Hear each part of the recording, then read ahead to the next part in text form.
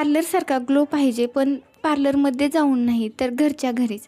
प्रत्येक वेळेस ना पैसे खर्च करण्याची काहीच गरज नाही. आपण घरच्या घरी पण काही वेळा नॅचरल ग्लो आणू शकतो ना.